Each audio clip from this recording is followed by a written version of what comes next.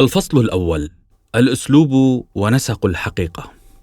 الأسلوب كمصطلح يشرح أشكال المقاربة السليمة والعادة المألوفة أو الطريق المختصر الذي يؤدي إلى النتيجة المأمولة المعنية بالأهداف.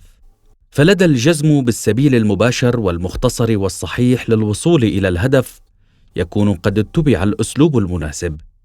يكمن الجانب الإيجابي للأسلوب في كونه مجربا وفي قدرته على إعطاء النتيجة المتوخاة وتحديده أبعاد اختبارات طويلة، أمر لا مفر منه لأجل المهتمين بالسير عليه. إنه شبيه بالعلاقة بين المريد والمرشد لدى سعينا لإيلاء المعاني. فإن أول أسلوب يواجهنا في أغوار التاريخ السحيقة هو التناول الميثولوجي لكل الحوادث والمفاهيم، وعلى النطاق المحدود تعتبر الميثولوجيا أيضا أسلوبا وطريقة للكشف عن الحقيقة، كونها تستند إلى رؤية كونية.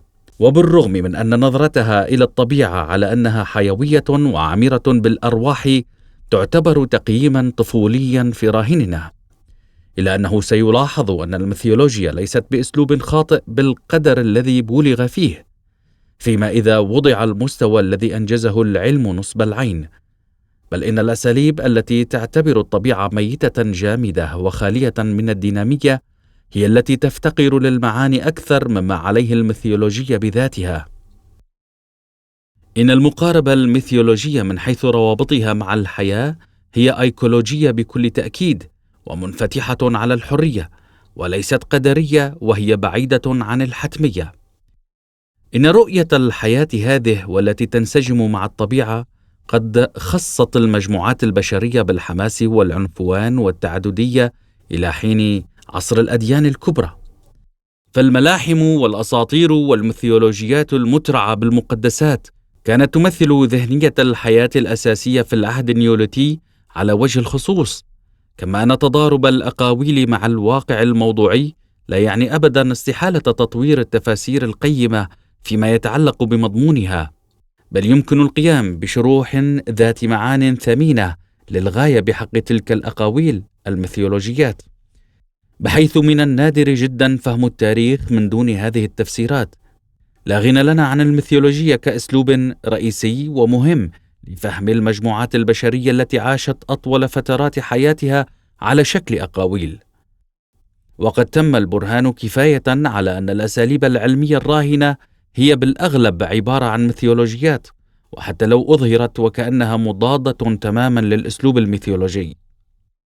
إن الأسلوب العلمي الذي يدعي العمل وفق القوانين القطعية والذي يعد استمرارا للأديان التوحيدية الغارقة في الدوغمائية مرغم على رد الاعتبار مجددا للأسلوب الميثولوجي والمعاني الميثولوجية بعد أن حط من شأنهما إلى أقصى الحدود. فالميثولوجيات التي هي من أقارب اليوتوبيات تعتبر شكلا للمعنى والذهن الذي لا غنى للجنس البشري عنه. إن ترك ذهن الإنسان بلا يوتوبيا وبلا ميثولوجيا، بلا ملاحم، بلا أساطير، هو كترك البدن بلا ماء. هنا ندرك بشكل أفضل أن ذهن الإنسان الذي هو مجموع أذهان جميع الكائنات الحية لا يمكن اختزاله بغناه الشامل ذاك إلى الحدود الذهنية التحليلية التي تلجأ فقط إلى لغة الرياضيات.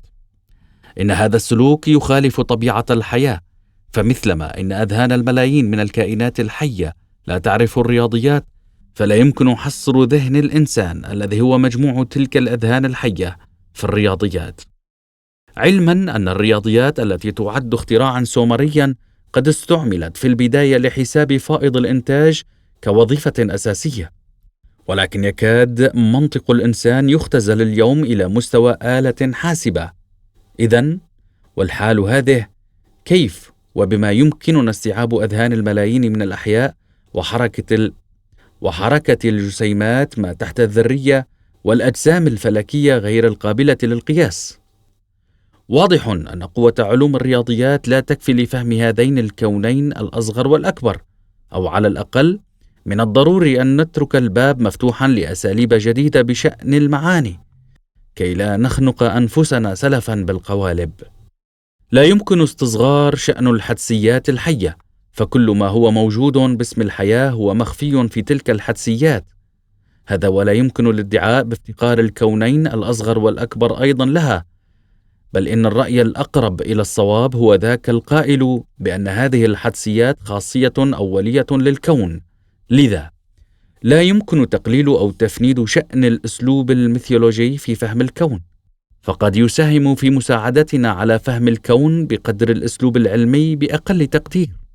يعتبر الانتقال من المفهوم الميثولوجي صوب المفهوم الديني الدوغمائي مرحلة عظمى مرتبطة عن كثب بالتحول الحاصل داخل المجتمع اعتمادا على الهرمية والتمايز الطبقي، وانعكاسه على الميدان الذهني أيضا. إن علاقة التسلط والاستغلال تشير إلى الحاجة إلى القوالب المحصنة عن المساءلة، أي أن القدسية وكلام الله والحصانة وغيرها من القيم المسلم بها، وكذلك القوالب الجامدة الممنوحة، كلها أمور تتعلق بإخفاء الاستغلال وبصون المصالح الطبقية وبشرعنة الهرمية والسلطة. فبقدر ما يسود الحكم الصارم في مفهوم ما، فإن الاستبداد والطغيان والاستغلال يكونون مخفيين فيه بالمثل.